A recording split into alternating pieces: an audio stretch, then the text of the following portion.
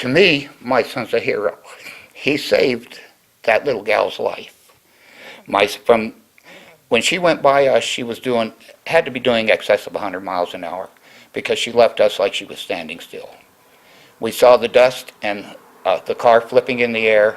We pulled up to it. My son was out of the car before any of us, down there to us.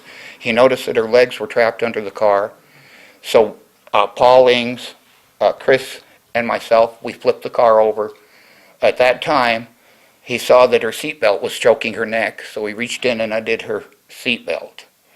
He had to turn around to the people from the road crew and tell them to get away from the car. They had lit cigarettes. He didn't know if gas was leaking or anything else.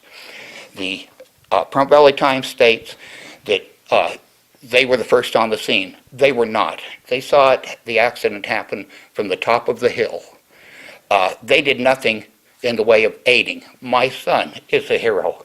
It took the emergency crews between half an hour and 45 minutes to get to the scene. I'd like to know why, when there is a fire station up at the top of Spring Mountain that could have responded within 10 minutes, had it been staffed with EMTs or emergency care, is our state so poor that we can't provide that type of aid? There is no reason it took that long. It was not until Scott Lewis and the Highway Patrol arrived at the scene, and all of Pahrump, the only one from Las Vegas that was there, was the fire engine from Spring Mountain. Why couldn't someone have been there sooner? The car, it was on its side, and it was on top of her two legs, and it was pushing her legs were pushing her out the window, and the seatbelt was across her neck, keeping her from breathing. And that's what I told Dad, and we just pushed the car over off of her. And as the car went to tip, I held her from bouncing around in the car, and then I undid the seatbelt, and I didn't move her at all. Her legs were already up in the air. She was barely breathing, but she did move her neck on her own to where she could breathe, and I cleared her airways so she wouldn't gag on any saliva or anything.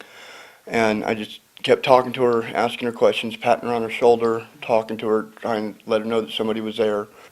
I know that you guys are all concerned about her and what a traumatic experience, but thank you so much for being there. I know that her mother and her family thanks you so much for being there. What a great thing that you guys did. It's just something that anyone in our position should have done. And I just hope that if the same thing happened to someone else, people will do it for them. But wear your seatbelts. Don't drink. The seatbelt actually Don't did drink save and her life. drive, that's for sure. I will say that the seatbelt did save her life. If she wouldn't have been wearing that seatbelt, it would have thrown her out of that vehicle.